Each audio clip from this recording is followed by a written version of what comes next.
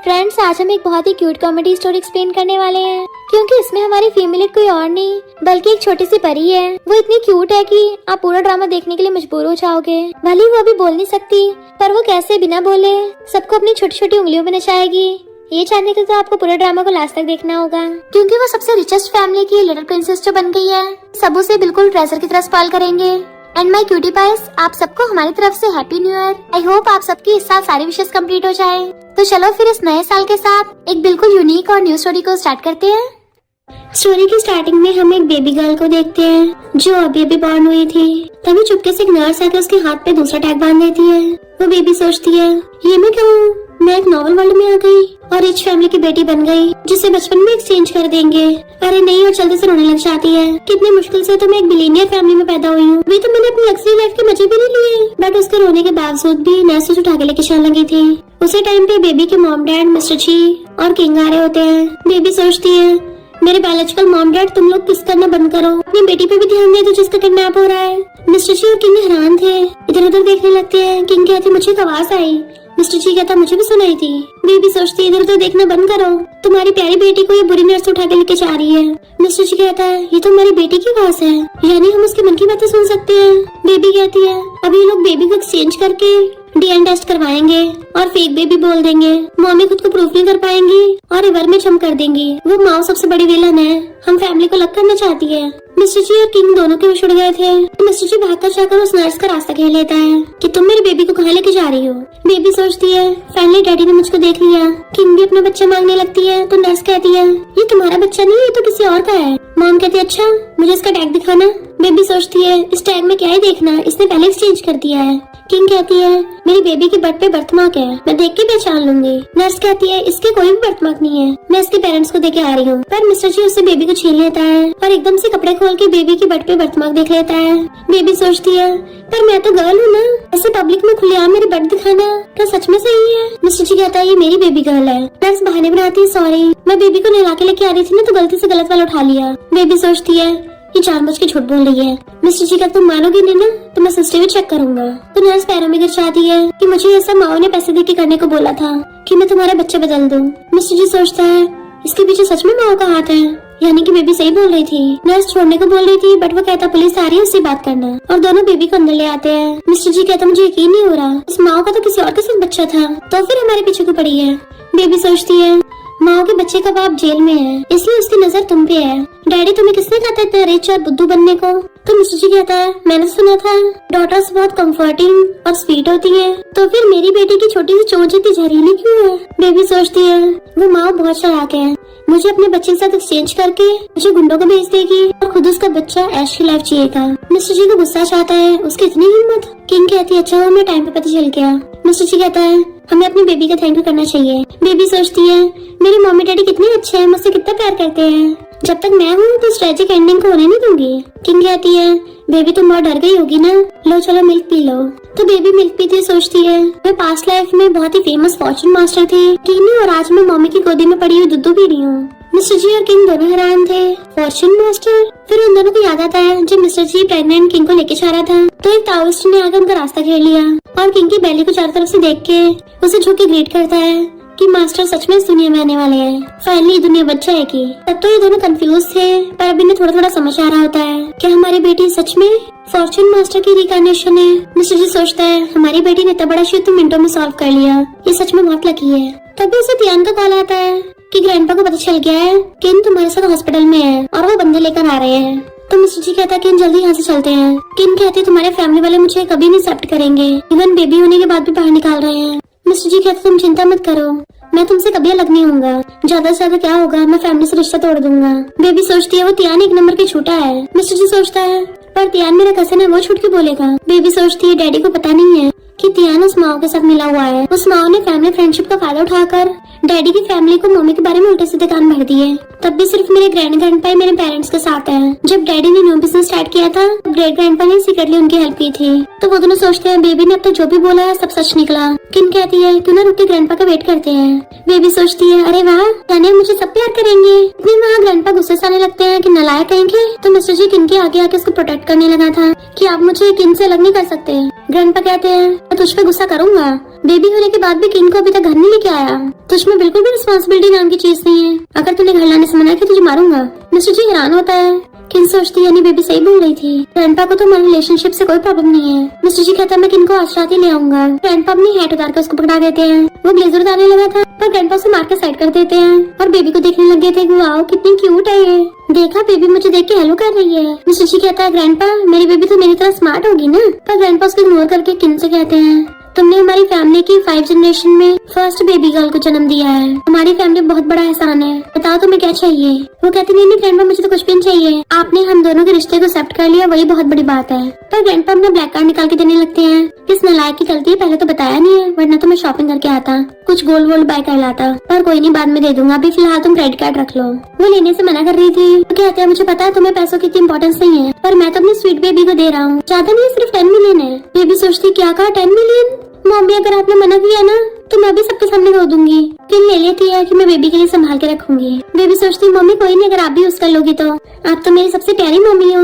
Grandpa कहते हैं अभी तक बेबी को नाम नहीं दिया है तो इसका नाम एनन रख लेते हैं। बेबी कहती है मुझे तो एनन नाम बहुत पसंद आया। ग्रैंडपा हैरान था कि मुझे आवाजें कहाँ से आ रही है। एनन सोचती है ग्रेट ग्रैंडपा कितने अच्छे हैं पर इतने काइंड होने के बाद भी कितने अफसोस की बात है कि 3 दिन बाद ही टपक जाएंगे। जितना स्पॉइल करते हैं मैं इनको इतनी जवानी में टपकते हुए नहीं देख सकती। सब लोग उसके मन की बात सुन के हैरान होते हैं। मिस्टर जी सोचता है ग्रैंडपा टपकने वाले हैं और एकदम से उन्हें पकड़ के अच्छे से देखने लगा था कि क्या आपकी बॉडी में कोई खराबी हो गई है। चलो हॉस्पिटल चेकअप कराने चलते हैं। पर ग्रैंडपा उसी को पकड़ के खींच लेते हैं कि यानी मुझे हेलुसिनेशन नहीं हो रहे हैं। इनकी बातें सिर्फ मुझे नहीं मिस्टर जी और किन को भी सुनाई दे रही है। पर फैमिली डॉक्टर तो हर मंथ मेरा चेकअप करता है कि मेरी हेल्थ अच्छी खासी है तो मैं कैसे टपक जाऊंगा। एनन सोचती है फैमिली डॉक्टर को पता नहीं चलेगा ग्रैंडपा को इवल स्पिरिट्स ने पोजेस कर रखा है। उनके हाथ पे जो ब्लैक हो रहा है यही ग्रैंडपा को मार देगा। मिस्टर जी सोचने लग गया था कि मैं ग्रैंडपा को ऐसे बचाऊं। एनन सोचती है मेरे पास तरीका है मुझे बस ग्रैंडपा के एक हेयर चाहिए पर मैं तो बोल ही नहीं सकती तो बताऊं कैसे। मिस्टर जी सोचते इतना आसान है और चुपके से पीछे से ग्रैंडपा के बाल तोड़ लेता है। ग्रैंडपा उसके पीछे मुड़ के देखते हैं तो कहता है मुझे अभी आपका एक व्हाइट हेयर दिखा तो तोड़ दिया। ग्रैंडपा उसके मानने लगे थे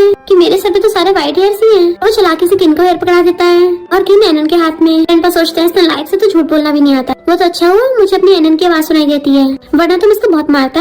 एनन ताली बजाने लग जाती है। वाह डैडी कितने लकी है। अब ग्रैंडपा नहीं टपकेंगे पर वो बुरे लोग हार नहीं मानेंगे जरूर ग्रैंडपा के आसपास ही है।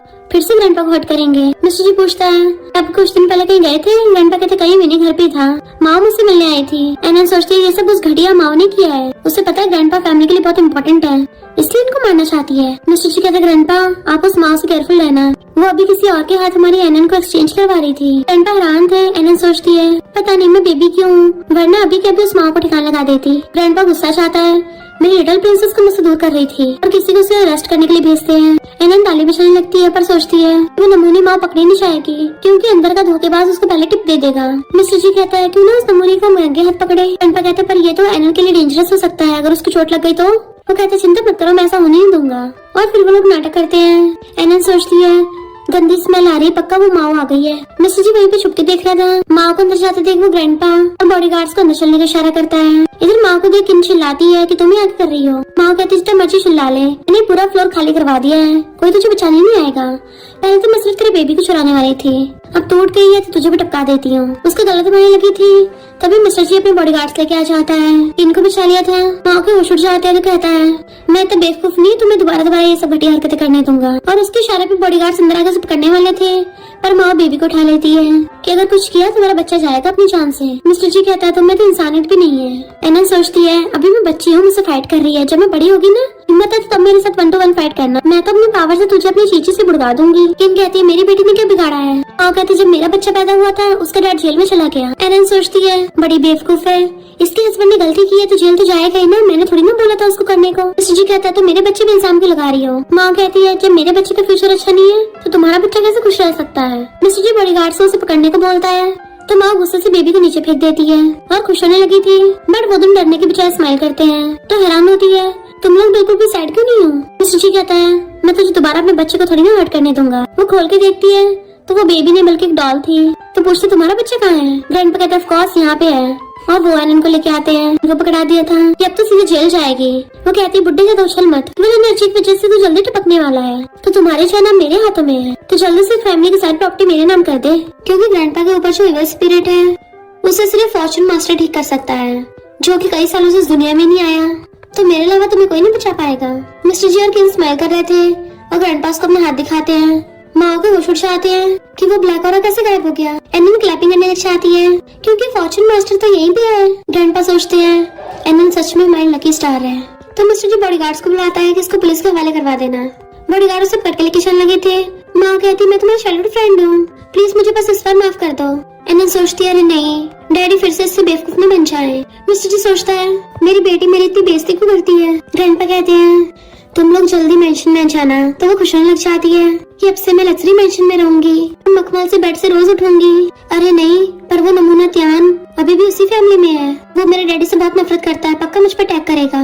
इधर ग्रैंडपा विला के पास मेट्स लेके उसका वेट कर रहे थे। जैसे वो लोग एनन को लेके आते हैं, सारी मेट्स छुप के उनको ग्रीट करती हैं। ग्रैंडपा कहते हैं आखिर में लिटिल प्रिंसेस घर आई गई, और उसे गोदी में उठा लेते हैं। एनन सोचती है अच्छा तो रिच फैमिली के प्रिंसेस को ऐसे ट्रीट करते हैं। ग्रैंडपा पूछते हैं क्या तुम्हें अपना नया घर पसंद आया, अब मैं तुम्हें और नया घर दिलवाऊंगा। तो वो खुश हो जाती है कि ग्रैंडपा ने मुझे नया व्हील और ब्लैक कैट भी दिया है। मिस्टर जी कहता है हमारी बेटी को ज्यादा लालची भी है। ग्रैंडपा कहते हैं खबरदार अगर मेरे लिटिल ट्रेसर को कुछ बोला तो, और किना भी डिलीवरी करके आई है, तुम जाके उसका ध्यान रखो। मिस्टर जी कहता है ग्रैंडपा तो बस बहाने से मेरी प्रीशियस बेटी को छीनना चाहते हैं, और किन को अंदर ले जाता है। जबकि ग्रैंडपा एनन को खिलाने लग गए थे और विला के अंदर ले जाते हैं कि अभी तो मुझे तुम्हें और गिफ्ट देना है, जब तुम 1 महीने के हो जाओगे ना तब दूंगा। तो एनन खुश होकर ताली बजाने लग जाती है कि पता नहीं इस बार मुझे कार मिलेगी या घर मिलेगा, मुझे तो सब कुछ ही पसंद है। ग्रैंडपा सोचते हैं उससे भी ज्यादा 10 टाइम्स बेटर है।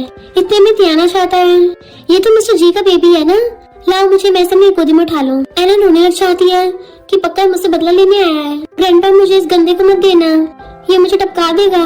ग्रैंडपा गुस्सा रहा था कि नमूना सच में उस माँ के साथ मिला हुआ है, और कहते हैं बेबी बहुत थक गया है, बाद में मिल लेना। तो तियान चला जाता है।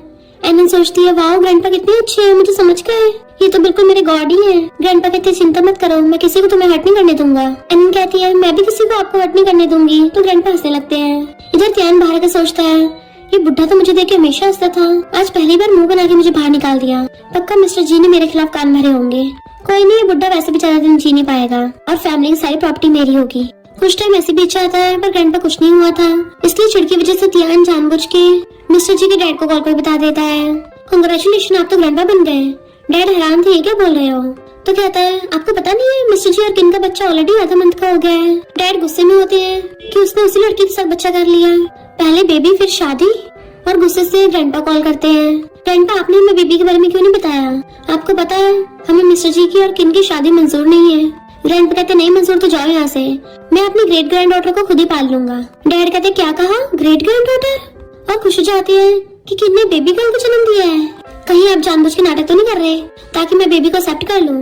आपको पता है कि हमारी एन फैमिली में पिछले 5 जनरेशन से कोई प्रिंसेस नहीं हुई है। ग्रैंडपा कहते भला मैं क्यों झूठ बोलूंगा। इतने में एनन हंसने लग जाती है, तो डैड भी वीडियो कॉल में देख लेते हैं कि ये तो सच में बेबी गर्ल है, कितनी स्वीट और सॉफ्ट है। ग्रैंडपा कहते हंस रहा है, अभी मना कर रहा था, तेरी वजह से मेरी प्रिंसेस को इतना टाइम विला से बाहर रहना पड़ा।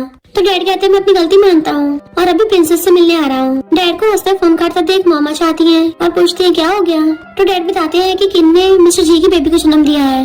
मॉम कहती है किन तो पुअर ऑर्फन गर्ल है। डैड उन्हें समझाने की कोशिश करते हैं, तो कहती हैं चाहे कुछ भी हो जाए मैं उसे फैमिली में एक्सेप्ट नहीं करूंगी। और जैसे डैड बोलते हैं कि उसने एक बेबी गर्ल को जन्म दिया है, मॉम एकदम हैरान थी और खुशी के मारे खड़ी हो जाती है कि सच में। डैड कहते हैं हाँ ग्रैंडपा ने खुद बताया है। मॉम तो एकदम से बात से पलट लेती है कि जब मैंने किन को देखा था मुझे लगा ही था कि हमारा बेटा उसके लायक नहीं है। डैड कहते कितनी जल्दी पलटी मारी है। मॉम कहते बस करो चुपचाप चलो मेरे साथ, मैं अपनी लिटिल प्रिंसेस को गोदी में उठाऊंगी।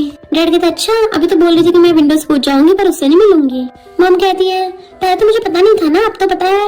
वैसे हम पहली बार अपनी ग्रैंड डॉटर से मिल रहे हैं तो खाली हाथ थोड़ी ना जाएंगे। और फोन करती है कि स्टोर में से सारे बेबी गर्ल के आइटम्स ले आओ। हाँ सही कहा, मेरी अब ग्रैंड डॉटर हो गई है और बेबी गर्ल का शो ऑफ कर रही थी। इधर ये लोग एनन के साथ खेल रहे थे, तभी मॉम डैड आते हैं तो तियान कहता है आंटी अंकल आप प्लीज गुस्सा मत करना, मिस्टर जी किन को कुछ ज्यादा लाइक करता है इसलिए मिस्टर जी ने ये वाली बात छुपाई है। मिस्टर जी तुम जल्दी आंटी अंकल से माफी मांगो। मिस्टर जी सोचता है मैं इसको अपना भाई समझता था पर ये तो इतना बड़ा धोखेबाज निकला, और गुस्सा करने वाला था। तो ग्रैंडपा कहते हैं अब इसका खुद ही पोपट हो गया है। एनन खुश हो जाती है कि मेरे ग्रैंडपा कितने स्मार्ट है। मॉम सोचती है तो ये मेरी ग्रैंड डॉटर है, कितनी क्यूट है, मेरा तो दिल ही पिघल गया। और आगे बढ़ने वाली थी पर ध्यान रोके कहता है इतनी जल्दी गुस्सा नहीं करना चाहिए, सुलह कर लेनी चाहिए। डैड सोचते इसको क्या हो गया, इसे किसने बोला कि हम गुस्से में हैं। एनन कहती है हंस के मेरा पेट दुखने लग गया कि तियान का भी पोपट बन रहा है। सच पता लगने के बाद इसके एक्सप्रेशन देखने लायक होंगे। तियान कहता है मुझे पता है आप लोगों को इन दोनों का रिश्ता मंजूर नहीं है, आप इनको लगो नहीं कहोगे तो मिस्टर जी फैमिली से रिश्ता तोड़ लेगा, फिर क्या होगा। मॉम कहती है तुम्हें हाई फीवर है क्या। क्या बकवास किए जा रहे हो? हमें क्यों इन दोनों के साथ होने से प्रॉब्लम होगी? ये दोनों तो मोस्ट परफेक्ट कपल है और कोई नमूने इनको लग नहीं कर सकता।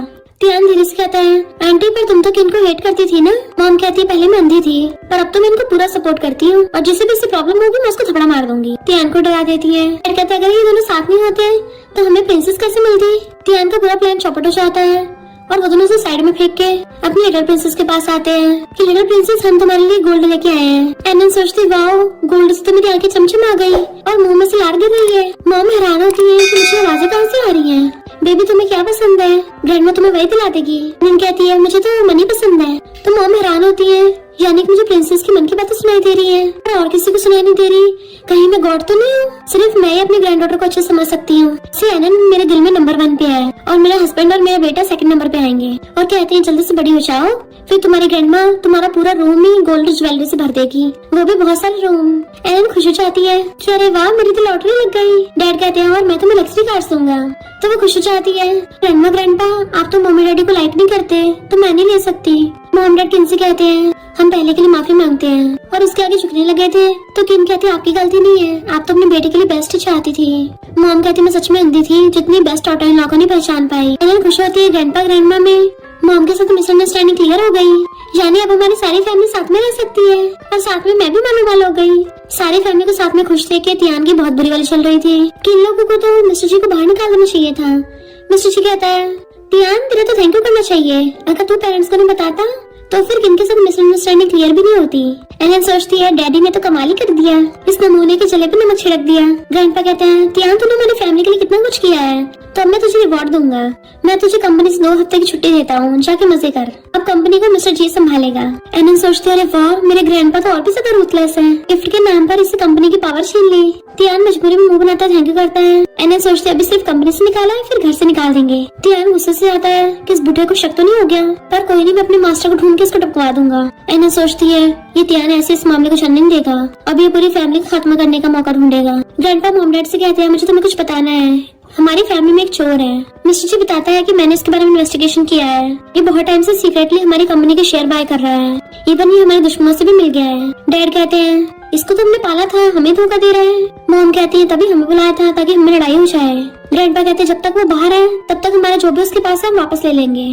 किन कहती है यकीन नहीं हो रहा तियान ऐसा निकलेगा। ग्रैंडपा कहते हैं वही तो, हमने तो आज तक उसके साथ कुछ गलत नहीं किया, तब भी इतनी घटिया हरकत की। एनन सोचती है वो तो ऐसा करेगा ही क्योंकि वो ग्रेट ग्रैंडपा का बायोलॉजिकल ग्रैंडसन नहीं है तो सब लोग उसके मन की बातें सुनकर हैरान हो जाते हैं। एलन सोचती है उसको ये बात पहले से पता है पर उसने पूरी एन फैमिली से बात छुपाई, वो भी इतने सालों से। ग्रैंडपा को तो ये सुन के शौक ही लग जाता है यानी वो तो एन फैमिली का वारिस भी नहीं है। डैड कहते हैं तो तियान को रखना यहाँ पे ठीक नहीं होगा, मैं उसको अभी रेस्ट करवाता हूँ और जेल भिजवाऊंगा। ग्रैंडपा कहते नहीं हम दुश्मन को लड़ नहीं कर सकते और सोचते इतने सालों से झूठ बोला है तो अगर सिर्फ जेल भेजती है तो उस पर रहम हो जाएगा। और फिर कहते हैं हमारे लिटिल प्रिंसेस की कुछ दिनों में पार्टी होने वाली है, तभी उसको वापस बुलाकर उसको सबक सिखाएंगे और सोचते हैं पूरी फैमिली के सामने उसको बेइज्जत करूंगा तब वो कभी हमारे एन फैमिली के बैकग्राउंड का फायदा नहीं उठा पाएगा, उसकी पूरी रेपुटेशन खराब करके उसको जेल भेजेंगे। इन्हें सोचते रहे वाह उस तियान को सबक मिलेगा। तो ग्रैंडपा सोचते हैं अच्छा हमारी लिटिल प्रिंसेस हमारे पास है वरना वो तियान तो हमारी पूरी फैमिली का खात्मा कर देता। और कहते हैं तियान के नाम पर जो भी एसेट्स है मैं सब वापस लेके अपनी लिटिल प्रिंसेस को दे दूंगा। इन्हें सोचती है एक तीर से 2 निशान है, एक तरफ गुंडा बुड़केगा और दूसरी तरफ मैं और अमीर हो जाऊंगी। फिर नेक्स्ट में पार्टी का सीन देखते हैं। ग्रैंडपा ने एनन को गोदी में ले रखा था और कहते हैं तुम इतने सारे लोगों ने इतने सारे गिफ्ट दिए हैं, तुम्हें पसंद आ रहे हैं ना? एनन सोचते इतने सारे गिफ्ट देख के तो मैं पूरी अंदर से खुश हो गई। ग्रैंडपा से खुश देख सोचते हैं इतनी जल्दी खुश हो गई, अभी तो इसके लिए बहुत बड़ा सरप्राइज भी है। इतने में तियान अपने मॉम डैड के साथ आता है। आंटी कहती है हमारे बेटे की पार्टी इतनी बड़ी नहीं की थी जो एक लड़की के लिए इतनी बड़ी पार्टी रख ली है। अंकल कहते हैं वो एन फैमिली की इकलौती प्रिंसेस है तो उसके लिए तो इतना बनता है। आगे चढ़ने लगे थे तो तियान आंटी कहता है मॉम ये बुढ़ा तो वैसे मरने वाला है, इससे बहस करने कोई फायदा नहीं है। एनन उठ के देखने लग जाती है कि इस बुरे तियान के साथ उसकी बुरी मॉम भी आई है, आज तो पक्का इन दोनों का भंडा फुटेगा। आंटी कहती है आजा अपनी ग्रैंडमा की गोदी में, पर एनन जानबूझ के मुंह फेर लेती है और रोने लगी थी कि मुझे इस ग्रीन हेड से दूर रखो, मुझे इस गंदी ग्रैंडमा की गोदी में नहीं जाना है। तो लोग बातें बनाने लग जाते हैं कि आंटी तो सबसे हंस के बातें करती है, फिर एन फैमिली की प्रिंसेस उसके पास क्यों नहीं जा रही क्योंकि बच्चों को पता होता है कि कौन अच्छा कौन बुरा। आंटी उन पे चिल्ला के पड़ती है कि ऐसा कुछ भी नहीं है। एनन और तेज रोने लगती है कि हाँ ऐसा ही है।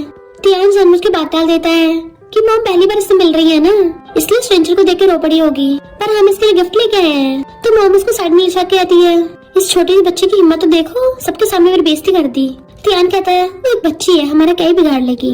तो आंटी कहती है उस बुड्ढे को भी तो देखो, अपनी ग्रेट ग्रैंड डॉटर को छोड़ भी नहीं रहा है, और ऊपर सुना है इसने बहुत सारी अच्छी चीजें इसको दे दी हैं। तियान कहता है सिर्फ विला, गोल्ड और क्रेडिट कार्ड ही तो दिया है, अभी तो इस बुड्ढे के पास और भी ज्यादा कीमती चीजें हैं। एन ग्रुप के 50% शेयर्स जो इसको कभी नहीं देने वाला।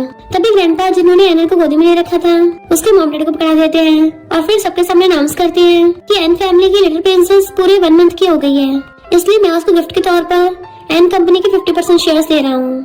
तो सब लोगों को होश उड़ जाते हैं, स्पेशली तियान के। लोग बातें करने लग जाते हैं क्योंकि जिसके पास भी एन कंपनी के 50% शेयर्स होंगे उसके पास तो इतनी पावर होगी कि वो एक इशारे पे पूरी एन फैमिली को नचा सकता है, यानी कि वो एन फैमिली का हेड ही बन जाएगा। इसका मतलब ओल्ड मैन अपनी लिटिल प्रिंसेस को कंपनी का वारिस बना रहे हैं। इस आंटी का मुंह तो देखो कैसे पीला पड़ गया है क्योंकि इसके बेटे की प्रॉपर्टी नहीं मिली है ना, तो इसके मुंह पे एम्बैरेसमेंट का तमाचा पड़ा है। ग्रैंडपा सोचते हैं ये तियान मेरी प्रॉपर्टी के पीछे पड़ा था ना, अब कैसे लग रहा है इसके हाथों से वो चीज छिन रही है, इस तियान की अभी से फट रही है, अभी तो सबके सामने एक्सपोज होगा तब क्या हाल होगा।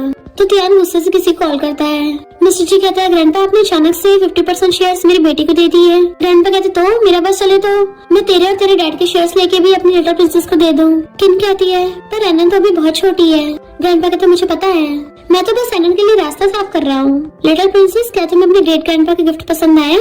वो सोचती है अच्छा ग्रेट ग्रैंडपा जो सरप्राइज देने को बोल रहे थे कि वो गोल्ड और क्रेडिट कार्ड से भी 1000 टाइम्स है, तो वो इसी की बात कर रहे थे। ऑफ कोर्स मुझे पसंद क्यों नहीं आएगा, मुझे लगता है मैं दुनिया की सबसे रिचेस्ट बन गई हूँ। ग्रैंडपा कहते जब तक तुम्हें पसंद है मैं तुम्हें सब कुछ दे दूंगा। तो सोचती है मेरी फैमिली वाले तो मुझे पूरा स्पॉइल ही कर रहे हैं, यानी कि नॉर्मल वर्ल्ड में जैसे दिखाते हैं वैसा होता भी है। अच्छा हुआ मैं इस नॉर्मल वर्ल्ड में रिबॉर्न हो गई हूँ, अब मैं हमेशा अपनी फैमिली को प्रोटेक्ट करूंगी और जो भी हमारी एन फैमिली को हट करने की कोशिश करेगा उसे उड़ा के मारूंगी। तभी वहाँ पर एक ब्लैक जैकेट वाला आके कुछ जादू टोनी करने लगता है जिससे मिस्टर जी को कुछ हो रहा था। एना समझ आती है कि कोई डैड की बॉडी कंट्रोल करने की कोशिश कर रहा है। मिस्टर जी का सिर घूम रहा होता है और वो वॉशरूम की तरफ जाने लगा था। तो एना सोचती है डैडी कहीं मत जाना वरना वो गुंडा आपको पूरी तरह से कंट्रोल कर लेगा, जब तक आप मेरे पास रहोगे मेरा ऑरा आपको बचाता रहेगा। मिस्टर जी उसको पकड़ता हुआ कहता है मैं लिटिल बेबी तुमने पहले क्यों नहीं बताया, मेरी वजह से तुम इतना डर गई। और जैसे उसको टच करता है तो सोचता है अरे वाह सच में मेरा सिर घूमना बंद हो गया। एना समझ आती है कि उस गुंडे को तियान ने बुलाया है। अफसोस अभी तक मेरी पावर्स मुझको वापस नहीं मिली, वरना मैं अभी इसको काउंटर अटैक कर देती। तियान का लाया गिफ्ट वो लोग ग्रैंडपा को पढ़ाते हैं बट मिस्टर जी लेकर उसको फेंक देता है एंड एना क्लैपिंग करने लग गई थी। तियान के कहने पे गुंडा मिस्टर जी को फिर से कंट्रोल करने की कोशिश करता है बट उस पे तो काम ही नहीं कर रहा था, उल्टा उससे गलती से तियान ही कंट्रोल हो गया था, जिसकी वजह से तियान की पॉकेट में चाकू निकल के वो चाकू से अटैक करने चाहता है क्योंकि तियान खुद ही कंट्रोल हो गया था। तो बॉडीगार्ड्स आकर उसे रोकने लग गए थे। मिस्टर जी एनन और किन के आगे आ जाता है। तियान हैरान था ये हो क्या रहा है, मैं खुद को कंट्रोल क्यों नहीं कर पा रहा, और अपने गुंडे से कहता है कि जल्दी से मुझे रोको। गुंडा समझ आता है कि अब तो मैं कुछ नहीं कर सकता, गॉड भी नहीं इसको बचा पाएगा, और वहाँ से 9-11 हो गया था। तो बॉडीगार्ड तियान को पकड़ के घुटनों पर ले आते हैं। ग्रैंडपा कहते तो अब भी मुझे मारना चाहता है। तियान मुकरने लग जाता है कि नहीं मैं तो कंट्रोल में था। मिस्टर जी कहता अपना ड्रामा बंद कर, सबने देखा तेरे हाथ में चाकू था और तू ग्रैंडपा को काटने वाला था। आंटी अंकल तियान को बचाने लग जाते हैं, आखिर वो उनका बेटा जो है, पर मिस्टर जी फाइल फेंक के मारता है। आंटी सोचती है इसमें तो सारे हमारे काले कारनामे हैं। अंकल पूछता है क्या है इसमें दिखा मुझे, पर वो जल्दी से साड़ी फाड़ के खुद ही खा जाती है, जबकि अंकल को कुछ समझ नहीं आ रहा था। आंटी कहती है क्यों ना इस बारे में घर पे चल के बात करें, यहाँ पे बहुत सारे लोग हैं। ग्रैंडपा कहते हैं जब ये इतने सारे लोगों सामने मुझे मार रहा था तब कुछ नहीं, तो फिर अब क्यों परवाह हो रही है। तियान सोचता है कहीं इस बुड्ढे को पता तो नहीं चल गया कि मैं एन फैमिली का नहीं हूँ, तभी तो यहाँ पर इतने इंपॉर्टेंट लोगों को गेस्ट बुलाया है और मेरे सबके सामने धज्जियां उड़ा सके। और कहता है ग्रैंडपा आपने तो मुझे पाला है, आपको पता है मुझे कोई फंसा रहा है। एनन सोचती है इस ढक्कन पे बिल्कुल विश्वास मत करना, मेरे ग्रेट ग्रैंडपा को पिघलाने की कोशिश कर रहा है। ग्रैंडपा कहते अभी तो मेरा दिल टूटा है कि मैंने तुझे पाला था, और फाइल उड़ा के मारते हैं। अंकल देख के हैरान थे, तो पता चलता है कि आंटी का बाहर अफेयर चल रहा था और तियान तो अंकल का बेटा है ही नहीं। तो सब लोग हंसने लग जाते हैं कि तियान नौटंकी तो ऐसे करता था जैसे एन फैमिली का वारिस हो। अंकल हैरान थे और आंटी से पूछते हैं ये सब क्या है, तो आंटी कहती है, आंटी उसको बहलाने फुसलाने लग जाती है कि हमारा ही बच्चा है, मैं तुम पे चीट नहीं करूंगी। तो अंकल भी ग्रैंडपा कहता है हाँ डैड ये मुझे धोखा नहीं दे सकती।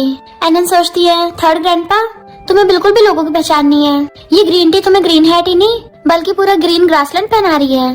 कांग्रेचुलेशन तुम्हारे 5 बच्चों में से कोई भी तुम्हारा नहीं है। ग्रैंडपा कहते हैं वो डीएनए टेस्ट एकदम रियल है, तियान तुम्हारा बेटा नहीं है। तो अंकल आंटी को थप्पड़ मार के भड़का देता है कि उस बाहर वाले के साथ एक के बाद एक बच्चे पैदा कर रही थी। आंटी उसके पैर पकड़ लेती है, शादी से पहले मैं टल्ली हो गई थी तो किसी ने मेरा फायदा उठा लिया। अंकल कहता है टाइम के बारे में एक्सीडेंट था तो फिर बाकी सब बच्चों का क्या, तेरा किसी ने बार बार थोड़ी ना फायदा उठाया होगा। तो आंटी कहती है मेरी मजबूरी थी, उसने बोला कि अगर मैं उसके साथ सोऊंगी नहीं वो सबको बता देगा, छोटी मोटी गलती तो हो ही जाती है। मुझे बस एक बार माफ कर दो, उससे ब्रेकअप करके तुम्हारे साथ अच्छे से जीऊंगी। अंकल कहता है इतना धोखे के बाद कौन ही एक्सेप्ट करेगा। तो कहती है कोई नहीं, मैं तुम्हारे साथ भी एक बच्चा कर लूंगी। और अंकल कहता है अपने सारे बच्चे लेके निकल जाए यहाँ से। तो आंटी गुस्से से खड़ी होकर कहती है तू क्या मुझे डिवोर्स देगा? अंकल कहता है तो क्या मैं तेरा मुझे ग्रीन हेड पहनाने का वेट करूंगा? तो आंटी 50 मिलियन मांगती है और अंकल मना कर देता है। ग्रैंडपा कहता है अगर तुमने डिवोर्स नहीं दिया ना तो तुम्हारे बेटे को जेल में भेजूंगा। तियान कहता है माँ मुझे जेल नहीं जाना। तो आंटी कहती है कोई नहीं, मैं डिवोर्स करके जा रही हूँ, पर मेरे बेटे ने ऑलरेडी इंटरनेशनल टाइकून की बेटी का दिल जीत लिया है। जैसे उसको उठाने लगती है वो नीचे गिर जाता है और हिल नहीं पा रहा था। तो वो समझ जाता है कि उस गुंडे का काला जादू उस पे काम कर गया और रोने लग जाता है। सब लोग कहते हैं यकीन नहीं हो रहा है, सबके सामने जमीन पे पड़ा हुआ रो रहा है। आंटी उसको उठाने की कोशिश करती है पर वो तब भी नहीं हिल पा रहा था। एनन सोचती है ये गुंडे के साथ मिलकर मेरे डैडी को हर्ट करना चाहता था। जो खड्डा मेरे डैडी के लिए खोदा था खुद ही उसमें बुड़क गया। अब आया ना मजा। मिस्टर जी सोचता है मेरी प्रीशियस बेटी ने मुझे बचाया है, वरना मेरा भी यही हाल होता। मैं इसको हमेशा पैम्पर करूंगा। ग्रैंडपा सोचते हैं अच्छा हो ये ढक्कन मेरा ग्रैंडसन नहीं है, और बॉडीगार्ड्स को ऑर्डर देते हैं उसको उठा के बाहर फेंक दो। बॉडीगार्ड जैसे उसको उठाने लगते हैं तो कहता है ग्रैंडपा प्लीज मुझे माफ कर दो। ग्रैंडपा कहते हैं जब तू मिस्टर जी को उस गुंडे से कंट्रोल करवा रहा था तब क्यों नहीं सोचा? तो हैरान होता है आपको पता है। बॉडीगार्ड्स उन दोनों माँ बेटे को बाहर फेंक देते हैं। ग्रैंडपा कहते हैं उनको तो उनके कर्मों की सजा मिल गई। और अंकल की तरफ देखते हैं तो कहते हैं मैं ठीक हूँ, अच्छा हुआ इनका अभी सच पता चल गया, पूरी लाइफ बुद्धू बनने से तो अच्छा ही है। और सोचते हैं एनन सच में प्रिंसेस ही है, मुझे उसके मन की बात से पता चला। अब मैं पूरी लाइफ अपनी ग्रैंड डॉटर को पालूंगा। और वो एनन के लिए बहुत प्रीशियस सा नेकलेस लेके आए थे। एनन तो खुश होकर ताली बजाने लग जाती, वाओ ये तो स्पार्कल क्रिस्टल है, इतना चमकदार है कि मेरी आंखें भी नहीं खुल रही। थर्ड ग्रैंडपा कितने अच्छे हैं, मुझे इतना एक्सपेंसिव गिफ्ट दे रहे हैं। तो अंकल सोचते हैं तुमने जो हेल्प किया उसके सामने तो कुछ भी नहीं है, अब से तुम मेरी इकलौती ग्रैंड डॉटर हो और मेरी सारी प्रॉपर्टी तुम्हारी। एनन सोचते हैं नहीं, थर्ड ग्रैंडपा के औरत साथ कुछ गलत है, मैं इनके साथ और गलत नहीं होने दूंगी। अंकल भी सोचने लग जाते हैं कि मैं सच में टपकने वाला हूँ। ग्रैंडपा कहते हैं हम इस बारे में बात करेंगे। अंकल सोचते हैं अच्छा तो डैड को भी उसके मन की बात सुनाई देती है। एनन खुश होकर ताली बजाने लग जाती है कि ग्रेट ग्रैंडपा बहुत समझदार है। फिर अंकल उनसे अकेले मिलने आते हैं। एनन सोचती है थर्ड ग्रैंडपा मुझसे बहुत दूर है, अभी मेरे पास मेरी पावर नहीं है ना तो ये काम नहीं करेगा, थर्ड ग्रैंडपा को थोड़ा और पास होना पड़ेगा। तो ग्रैंडपा अंकल को थोड़ा पास कर लेते हैं। फिर एनन उनको देखने लग जाती है हाँ अब ठीक है, और उनका फेस देख के फ्यूचर प्रेडिक्ट करती है कि 2 दिन बाद एक ट्रेजिक एक्सीडेंट होने वाला है। थर्ड ग्रैंडपा बिल्कुल भी वहाँ मत जाना। अंकल सोचते हैं पर मुझे एक प्रोजेक्ट के लिए वहीं जाना था, इतनी अमेजिंग है इसने पहले पता लगा लिया। एनन सोचती है मेरे थर्ड ग्रैंडपा इतने अच्छे हैं, इनके साथ गलत हो ही नहीं सकता, इनको तो हजारों साल जीना चाहिए, तो इतने कम एज में कैसे ऊपर जा सकते हैं? जरूर किसी ने इनके खिलाफ प्लानिंग की है। पर अफसोस की बात मेरी छोटी सी बॉडी में इतनी एनर्जी नहीं है कि मैं इनको ठीक कर सकूं। अरे यार थोड़ी सी एनर्जी यूज करने पे मेरी बैटरी डाउन हो गई, लगता थोड़ा टाइम लगेगा। उसकी आंखें बंद हो जाती है। ग्रैंडपा कहता है लिटिल प्रिंसेस तुमने बहुत मेहनत की है। फिर अंकल ग्रैंडपा से पूछते हैं कि डैड आपको भी इसके मन की बात सुनाई देती है, ये सब चल क्या रहा है? ग्रैंडपा कहता है मुझे ये नहीं पता इसके पास स्किल्स कहाँ से आई, एक बात पता है ये जो भी बोलती सच होता है। ज्ञान का भांडा भी इससे फोड़ा था। थर्ड अंकल कहता है ठीक है अब से मैं इसी घर में रहूंगा अपनी लिटिल प्रिंसेस के पास। नेक्स्ट दिन में ग्रैंडपा उसको ABCD सिखा रहे थे तो वो रोने लग जाती है कि ये दुनिया कितनी जालिम हो गई है, मैं तो अभी छोटी सी बच्ची हूँ और ये अभी से मुझे इंग्लिश पढ़ा रहे हैं। अंकल कहते हैं एनन को इंग्लिश पढ़ना पसंद नहीं है तो मैं उसके लिए टॉयज लेके आता हूँ। ग्रैंडपा कहते हैं बचपन में तो अंकल की किस्मत बहुत अच्छी थी कि जो भी करता था उसमें कामयाब हो जाता था, पर अभी कुछ सालों से पता नहीं क्या हो गया है। एनन सोचती है अब समझी किसी ने थर्ड ग्रैंडपा का लक एक्सचेंज कर लिया है। ग्रैंडपा कहते हैं सिर्फ त्यान और उसकी मॉम इसके ज्यादा क्लोज थी। एनन सोचती है नहीं उस ढक्कन और ग्रीन टी ने किया है, जरूर किसी और का काम है, पर मैं भी अपनी पावर यूज करके पता भी नहीं लगा सकती। ग्रैंडपा कहते हैं अगर वो दोनों नहीं है तो फिर क्या अन फैमिली में कोई धोखेबाज है? एनन सोचती है उस बंदे का पता लगाना बहुत आसान है, पिछले 2-3 साल से जो थर्ड ग्रैंडपा के सबसे ज्यादा करीब है वही होगा। तो उन सब लोगों की लिस्ट निकाल लो जो भी थर्ड ग्रैंडपा से मिले हैं, पर मैं ये बात इनको कैसे बताऊं क्योंकि मैं तो बोल ही नहीं सकती, मैं तो अभी छोटी बच्ची हूँ। इसलिए रोने लग जाती है कि मेरे पास कोई ऑप्शन नहीं बचा रोने के अलावा। ग्रैंडपा सोचते हैं ये मेरी ग्रेट ग्रैंड डॉटर है तभी तो इतनी स्मार्ट है मेरी तरह, और उसे रोते थे गोदी में उठा के छुपाने लग जाते हैं। मिस्टर जी भागकर आकर उसको गोदी में उठाता है कि मैं इसको छुपाऊंगा, पर एनन और ज्यादा रोने लग जाती है। मिस्टर जी हैरान था और कहता है बेबी मैं तुम्हें और तेज से लाऊंगा, चलो चुप हो जाओ। पर वो फिर भी चुप नहीं हो रही थी। तो सोचता है क्या तुम अपने डैडी से बहुत प्यार नहीं करती हो? उसको छुपाने की पूरी कोशिश में लग जाता है। इतने वहाँ पर अंकल आ जाते हैं कि लाओ मुझे दो मैं इसको छुपाता हूँ। मिस्टर जी कहता है आप तो इसके लिए स्ट्रेंजर हो ना, तो आपकी गोदी में थोड़ी ना छुपेगी।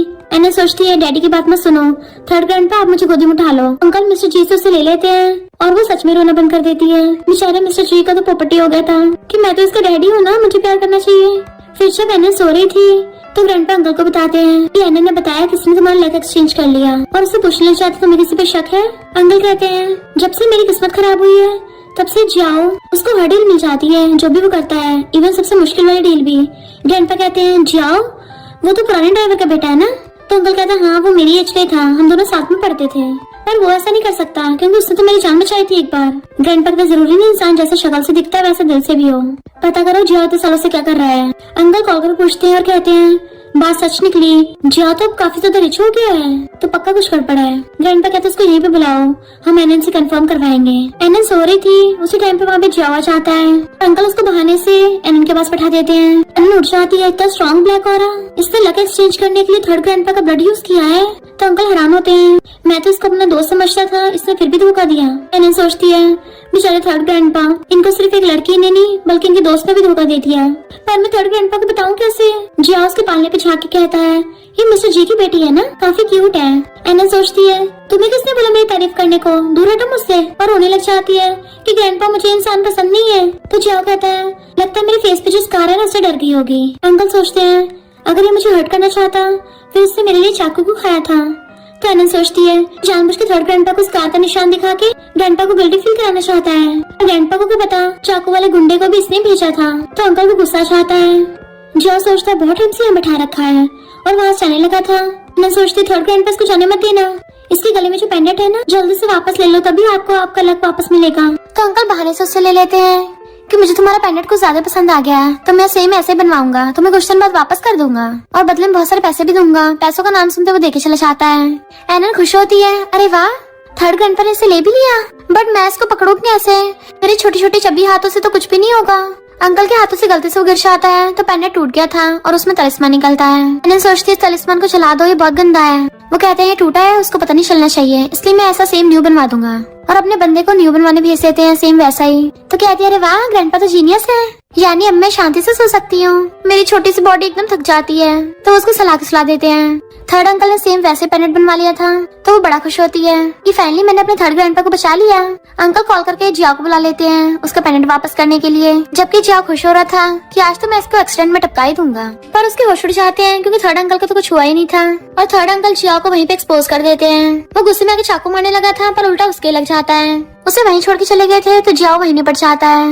इधर ग्रैंडपा एनन को पियानो बजाना सिखा रहे होते हैं। तो अंकल कहता है मैंने जिया को मामला निपटा दिया। ग्रैंडपा कहते तैंग आने वाला है, तुम यहीं रुक जाओ। एनन सोचती है तैंग अंकल तो वही है ना जो आर्मी से वापस आ रहे हैं और वो मिशन में जाने वाले हैं।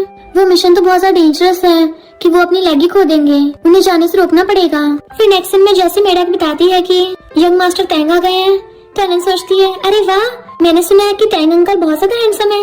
ग्रेट ग्रैंडपा मुझे जल्दी से गोदी में उठा लो, मुझे हैंडसम गाय को देखना है। ग्रैंडपा भी उसे गोदी में उठा लेते हैं कि कितनी लुक्स ऑब्सेस्ड है, इतने में तैंग चाहता है। ग्रैंडपा कहते कितना काम करते हो, कितने कमजोर हो गए। तैंग कहता है एक आर्मी कमांडर शायद जितना मुझे थक जाए, वो कभी हार नहीं मानता।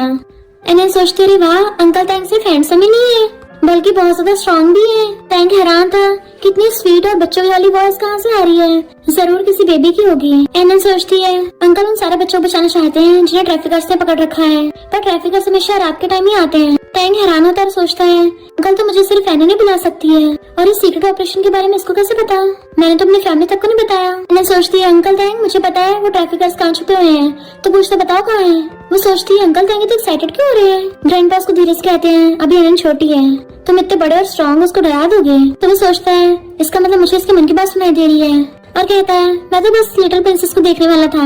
एनन सोचते अरे वाह हैंडसम अंकल तो मेरी क्यूटनेस से इम्प्रेस हो गए हैं, हैंडसम अंकल की लक्स नहीं टूटने दूंगी, तो इनको मिशन पे नहीं जाना चाहिए। वो सोचता है इसका मतलब मिशन पे जाने पे मुझे डिसेबल होना पड़ेगा। ग्रैंडपा कहते हैं तुम कितने टाइम बाद आए हो, मिशन पे जाने की बजाय छुट्टी लेके घर पे रुक जाओ। वो सोचता है मैं अपने स्वार्थ के लिए अपना मिशन नहीं छोड़ सकता हूँ, भले मुझे अपनी लेग्स को सैक्रिफाइस करना पड़े पर मैं जरूर चाहूंगा। और कहता है सोल्जर कभी पीछे नहीं हटता। मैंने सोचते अरे वाह गलता है हैंडसम होने के साथ साथ बहुत ज्यादा ब्रेव भी हैं और अपने असूलों के पक्के हैं। काश मैं इनको बता पाती कि वो ट्रैफिकर्स झाओ नाम की जगह पे छुपे हुए हैं। तो वो सोचता है मैं किसी को इन्वेस्टिगेट करने भेजता हूँ उस जगह पे। मैंने सोचती पर कोई फायदा नहीं बताने का क्योंकि अंकल की टीम में एक धोखेबाज है जो उनको सब बता देगा। तभी तो हर बार टारगेट मिस हो जाता है। ग्रैंडपा सोचते पता लगाना होगा वो धोखेबाज कौन है और एनन को वहीं पे लिटा के जानबूझ के टैंक के साथ वही वाले केस की बात करने लग गए थे। कहीं ऐसा तो नहीं है कोई धोखेबाज हो। वो सोचते रहे वाह मेरी ग्रेट ग्रैंडपा तो बहुत समझदार है, दुश्मन का जासूस और कोई नहीं बल्कि यूए है। मुझमें भी थोड़ी सी एनर्जी है, मैं अंकल को अपनी एनर्जी दे देती हूँ ताकि वो मिशन में सर्वाइव कर पाए। नई एनर्जी देने से तो मेरी बैटरी डाउन हो गई, मुझे बहुत नींद आ रही है और सो जाती है। टैंक पूछता है ग्रैंडपा आपने कुछ सुना? तो कहते हैं हाँ ये सब एनन के मन की बातें हैं जो हमारी सारी फैमिली सुन सकती है, तो तुम केयरफुल रहना। वो कहता है इसमें इतनी अमेजिंग स्किल्स है, क्या हमें इस बारे में रिपोर्ट करना चाहिए? ग्रैंडपा की टकली मार देते हैं। तुम क्या चाहते हो, इंटरेस्ट आके हमारे लिटिल प्रिंसेस पे रिसर्च करें? तो कहता नहीं, मेरा वो मतलब नहीं था, और मतलब कि एनन तो अपनी अमेजिंग स्किल से कितने लोगों की हेल्प कर सकती है। ग्रैंडपा कहता तुम क्या इसको और थकाना चाहते हो? शारी ऑलरेडी इतना थक के सो गई है। तब जाके तैंक कहता सही कहा, इतनी छोटी बच्ची पे रिस्पॉन्सिबिलिटी देना ठीक नहीं है। एंड एनन उस टाइम पे सो रही थी। ग्रैंडपा कहता था किसी को बताया ना, मैं तुझे फैमिली से बाहर निकाल दूंगा। टैंक ओके करके जाने लगा था तो कहते हैं अपना ध्यान रखना, एनन की मेहनत को वेस्ट मत जाने देना। तो कहता ठीक है, मैं सही सलामत वापस आऊंगा। नेक्स्ट दिन में ग्रैंडपा को टेंशन हो रही थी। मिस्टर जी और किंग बेबी को लेके आते हैं। ग्रैंडपा को साइड दे कहते हैं हमें इनका मूड ठीक करना चाहिए। एनन सोचती है तो मुझे करने दो, क्योंकि ग्रैंडपा को मेरे साथ खेलना सबसे ज्यादा पसंद है। मिस्टर जी कहता है हमारी बच्ची कितनी अच्छी है, और ग्रैंडपा से कहते हैं फिलहाल आपको अपनी हेल्थ का ध्यान रखना चाहिए। एनन सोचती है ग्रैंडपा चिंता मत करो, अंकल टैंक बिल्कुल सही होके आएंगे। तब जाके ग्रैंडपा खुश हो जाते हैं। इतने में मिस्टर जी का सबसे छोटा ब्रदर आता है और बताता है कि टैंक का मिशन एकदम सक्सेसफुल गया। तो सब लोग खुश हो जाते हैं। एनन सोचते रहे वाह शुक्र है सब कुछ ठीक हो गया, वरना तो मैं अपनी पावर तो यूज कर ही नहीं पाती। लू एकदम हैरान होता है कि मुझे आवाजें कहाँ से आ रही है। एनन ने तो अपने मुंह तक नहीं खोला, ये तो अभी बच्ची है, बोल भी नहीं सकती।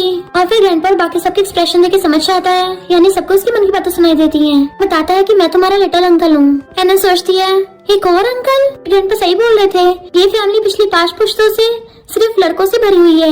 लू कहता है क्या तुम्हें अपने थर्ड अंकल पसंद नहीं आए? देखो मेरा तो दिल टूट गया, मैं तुम्हारे लिए इतना स्पेशल गिफ्ट लेके आया था।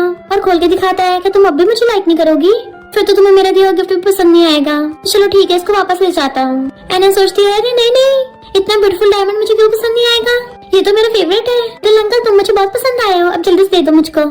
तो सब लोग हंसने लग जाते हैं। हमारी लिटिल प्रिंसेस थोड़ी सी मनी ग्रैबर है। कहता तुम्हारा लिटिल अंकल इतना खड़ूस भी नहीं है, मैं गिफ्ट वापस उन्हें लेके जाऊंगा, और उसको दे देता है। तो वो खुश हो जाती है कि लिटिल अंकल लड़कियों को इतने अच्छे समझते हैं, इतने सारे डायमंड्स लेके आए हैं। लगता है इनकी लाइफ बहुत रोमांटिक होने वाली है, लड़कियों को इम्प्रेस करना अच्छे से आता है। जरूर उनकी गर्लफ्रेंड ने चूज किया होगा गिफ्ट। ग्रैंडपा हैरान हो जाते हैं, नालायक ने मेरी गर्लफ्रेंड के बारे में छुपा के रखा है, हमें तो बोलता था कि सिंगल है। लड़कियां देख के भाग जाता है। मुझे तो शक हो गया था कि इसे लड़के पसंद है। बेचारे लू का सबके सामने चिट्ठा खुल गया था और सोचता अब तो मैं और छुपा नहीं सकता। बता देता है कि मुझे प्यार हो गया किसी से। ग्रैंडपा तो खुश हो जाते हैं, फाइनली तुझे कोई लड़की मिल गई, वरना तुझे बचपन से लड़कियों के साथ रहना पसंद नहीं था, हमें तो लगा सिंगल टपकेगा। किंग कहती है भी हमारी फैमिली में छोटे बच्चे भी नहीं है, लगता है एनन के साथ खेलने के लिए बाकी बेबीज तुम ही लेके आओगे। ग्रैंडपा कहते हैं एनन हमारी लकी स्टार है, जब से घर में आई है हमेशा खुशियां ही आ रही हैं। एनन तो खुशी के मारे उछल रही थी कि सब लोग मेरी कितनी तारीफ कर रहे हैं, मुझसे तो बर्दाश्त ही नहीं हो रही। ग्रैंडपा कहते चलो जल्दी हमें उससे मिलवाओ। तो वो कहता है वो बाहर खड़ी है, मैं एम्बेरसमेंट की वजह से उसको अंदर नहीं लेके आया। मैं सोचते बताओ जी, थर्ड अंकल ऐसे बोल रहे हैं, ऐसी लड़की को वाइफ मिल कैसे गई?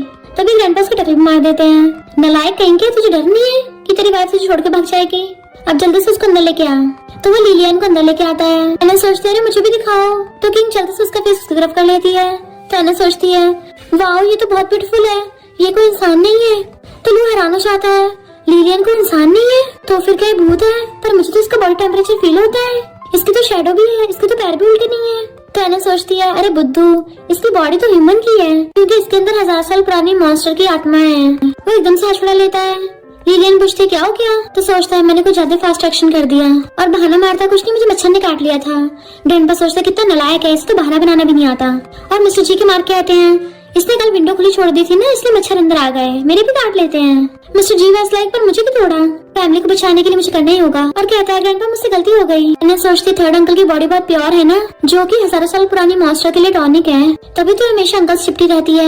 लू के तो होश उठ जाते हैं। मुझे लगता था लिलियन मुझसे इसलिए क्लिंची होती है क्योंकि मुझसे प्यार करती है, ये तो मेरी प्योर बॉडी की एनर्जी सूख रही थी। ग्रैंडपा सोचते हैं नालायक फिर से कोई उल्टा हरकत न करते और जानबूझ के दर्द होने का नाटक करते हैं। वो ग्रैंडपा पकड़ लेते आपको क्या हो गया? तो कहते मुझे सांस नहीं आ रहा, आराम करने ले चलो। लिलियन कहती मैं भी हेल्प करूंगी, और मिस्टर जी रास्ते में खड़ा था तो डर के मारे गिर जाता है कि नहीं नहीं तुम तो गेस्ट हो ना, तुम यहीं बैठ कर आराम करो। ग्रैंडपा को थोड़ी ओल्ड प्रॉब्लम्स हैं। लिलियन सोचती है उनका तो ब्रदर भी काफी हैंडसम है, अगर उसकी प्योर बॉडी है तो इसकी भी प्योर बॉडी होगी। उसके पास आने लगी थी, मिस्टर जी जल्दी से किंग के क्लोज होने लग जाता है और एनन को पकड़ लिया था। एनन सोचती है ये जैसे घूर रही है ना, लगता है इसको मेरे डैडी में इंटरेस्ट आ रहा है, शायद अभी डैडी की एनर्जी सोखना चाहती है। मिस्टर जी सोचता है मेरी एनर्जी भी सोख रही है, मॉन्स्टर मुझसे दूर है, मेरा टेस्ट इतना अच्छा नहीं है। और कहता है तुम रास्ते में आके थक गई होगी ना, तो आराम कर लो बैठ के। लिलियन कहती है मेरी वैसे भी लू से जल्दी शादी होने वाली है, तो मेरे लिए ये भी गेस्ट रूम अरेंज कर दो। वो दोनों हैरान होते हैं कि लगता है इसे ये भी रुकने का इरादा बना लिया है। एनन सोचती है डैडी हाँ मत करना, पर ये आज रात यहाँ पे रुक गई ना आपको पूरा सोख लेगी। मिस्टर जी कहता बिल्कुल भी नहीं, ग्रैंडपा थोड़े ओल्ड फैशन के है ना, तो वो शादी से पहले साथ रहना अलाउ नहीं करेंगे।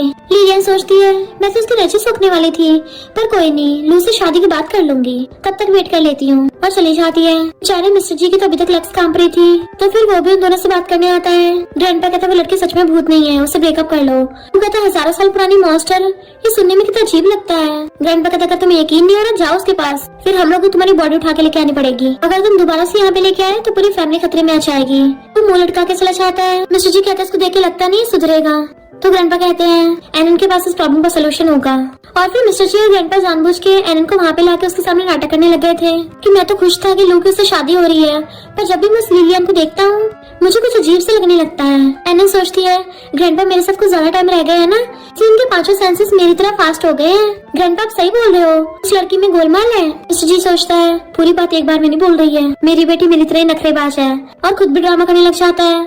ग्रैंडपा सही बोल रहे हो, मुझे भी कुछ ऐसे लगा था जब वो घर पे आई थी, मुझे पूरी बॉडी में चिल फील हो रहा था। एनन सोचती है मैं इनको कैसे बताऊं कि वो 1000 साल पुरानी मॉन्स्टर है, जल्दी से शादी रोक दो वरना पूरी फैमिली तबाह हो जाएगी। ग्रैंडपा कहते हैं पर हम लोगों को कैसे मनाएंगे।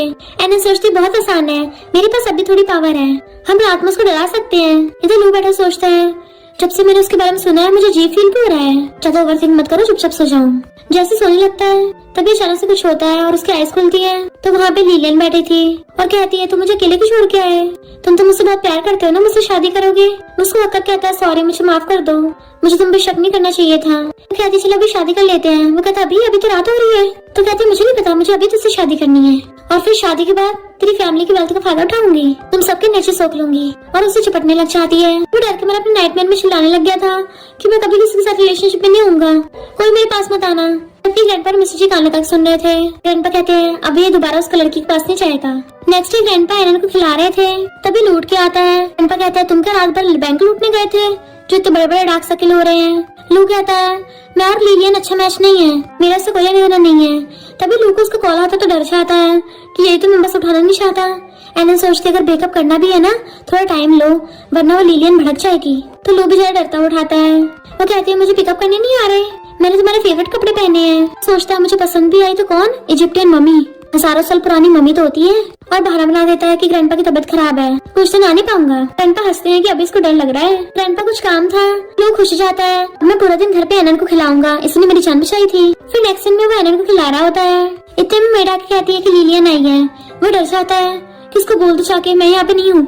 एनन सोचते अंकल तुम पागल हो गए हो क्या, मैं खुद ही बोला घर पे रहोगे और अब उसे झूठ बोल रहे हो कि घर पे नहीं हो, तो पक्का तुम्हारे पीछे पड़ेगी, जल्दी बाहर जाके बहाना मार के उसको भगा दो।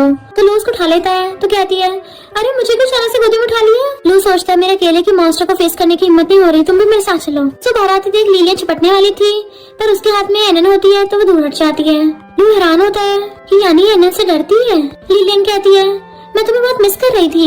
लू सोचता है प्लीज मुझे मिस करना बंद करो, मेरी फट रही है। ये सोच के कि मॉन्स्टर मुझे मिस कर रहा है। लिलियन उसका हाथ पकड़ लेती है कि हम कितने टाइम से मैंने मिले हैं, तो मुझे घुमाने ले चलो। पर लू खुद को छुड़ा के आता है मैं बेबी का ध्यान रखूंगा।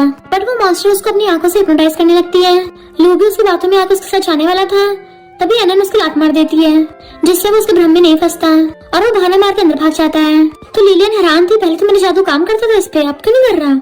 उस बच्ची ने इसको बचाया है और ऊपर से मुझे जीप दिखा के छुड़ा के भी गई है, अब तो मैं इसको बिल्कुल नहीं छोड़ूंगी। चलो भागकर अंदर आता है, बड़ी मुश्किल से मेरी जान बची। एनन सोचती अच्छा हुआ मेरी वजह से तुम पूरे पीस में वापस आए हो, वरना टुकड़े हो गए आते। तो कहता है अब से मैं तुम्हारी हर बात पे यकीन करूंगा। फिर रात में वो एनन को सुला रहा था, तभी उसका सिर घूमता है, बेड पे गिर जाता है। पता चलता लिलियन वहाँ पे आ गई कि तुझे क्या लगा घर के अंदर बच्चा आएगा, और उसकी बॉडी को सूंघने लग गई थी कि आज मैं तुझे पूरा चपेट जाऊंगी। एनन उसको देख रही होती है तो सोचती है पहले इस छोटे पैकेट ने मेरा प्लान फेल किया था ना, सबसे पहले इसी के साथ डील करती हूँ। जैसे उस पर अपने नाखून मारने वाली थी तो कहती है ये क्या हुआ, ये मेरी पावर से बेहोश क्यों नहीं हुई। कोई बात नहीं मैं फिजिकल अटैक करूंगी। जैसे मारने वाली तो उल्टा उसके लग जाता है। वो दोबारा से अटैक करती है पर दोबारा फेल हो जाती है। तो वो डर के मारे बैठ गई थी, उसे पता चल गया था कि ये तो हेवनली मास्टर है और माफी मांगने लग जाती है कि प्लीज मुझे इस बार छोड़ दो, मैं लू से सच्चा प्यार करती हूँ, उसने अपनी मर्जी से मुझे अपनी एनर्जी दी है। तो एनन कहती तुम्हें लगता है मैं बच्ची तो बेवकूफ बना दूंगी। थर्ड अंकल तुम्हें बिल्कुल लाइक नहीं करते और अपने पावर से उस पर अटैक करती है। तुम कहती है ठीक है अब मुझे जाने दो, मैं किसी को नहीं मारूंगी। एरन कहती झूठ मत बोलो, तुमने जो बॉडी ले रखी है उसके रियल सोल को भी तो मारा है। और उसको फाइनली पनिशमेंट दे देती है कि शुक्र है मामला निपट गया। और फिर वो थक के सो जाती है तो किंग को उसको गोदी में सुला रही थी। ग्रैंडपा कहते इतने दिन हो गए अभी तक एरन उठी क्यों नहीं, 3 दिन से भूखी प्यासी है। और लू को डॉक्टर को बुलाने भेजते हैं। मिस्टर जी कहता है डॉक्टर ने कितनी बार इसका चेकअप किया पर वो तो यही बोलते हैं कि ठीक है बस सो रही है। पर ग्रैंडपा चिल्ला के पड़ता है उसके ऊपर, भला 3 दिन तक कौन सोता है, तुम जाके दूसरे डॉक्टर को बुला के लेके आओ। जबकि किंग रोने लग जाती है कि अभी तो एरन बहुत छोटी है, इसने तो अभी तक मुझे मम्मी भी नहीं बोला, अगर इसे कुछ हो गया मैं जी नहीं पाऊंगी। तो मिस्टर जी उसको छुपाता है कि हमारी एरन बहुत अच्छी है, उसके साथ कभी कुछ गलत नहीं होगा। लू कहता सारी मेरी गलती है पर मुझे भी नहीं पता चला कि मैं बेहोश कैसे हो गया। ग्रैंडपा लू को डांटना चाहते हैं। मिस्टर जी कहते इसकी भी गलती नहीं है, ये भी उससे बहुत प्यार करता है। लू फौरन डॉक्टर को बुलाना चाह रहा था तभी किंग कहती है एरन उठ गई। तब सब लोग बहुत खुश होते हैं, स्पेशली ग्रैंडपा।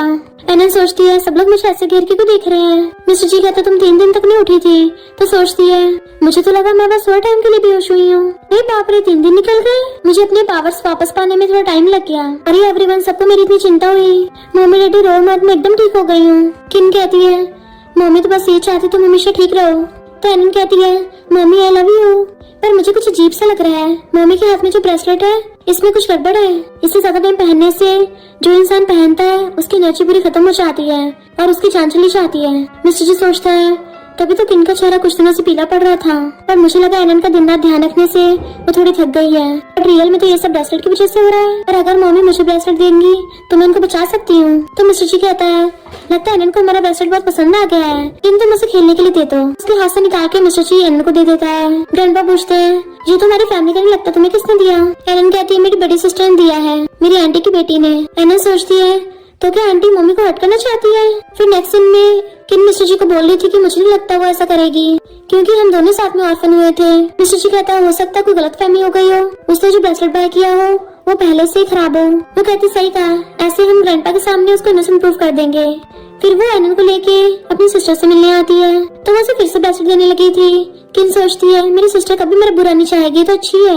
बट एरन सोचती है इस ब्रेसलेट का भी जानलेवा हो रहा है, ये पक्का मॉम को हर्ट करना चाहती है। इन हैरान थी अपना हाथ पीछे कर लेती है कि तुमने मुझे ऑलरेडी बर्थडे पे गिफ्ट कर दिया था ना, वही काफी है। पर उसकी सिस्टर तो उसको जबरदस्ती बनाने लगी थी, वो मना कर रही होती है तो एरन चिल्लाती है कि मेरी मम्मी को छोड़ दो। तभी मिस्टर जी आकर उसे हाथ पकड़ के रोक देता है। तुमने सुना नहीं मेरी वाइफ को दर्द हो रहा है। तो सिस्टर कहती है मैं तो अपनी छोटी बहन को गिफ्ट दे रही हूँ, तुम्हें क्या हो रहा है। और किन तुम्हारे सामने तुम्हारा हस्बैंड मेरी बेइज्जती कर रहा है, तुम कुछ बोल क्यों नहीं।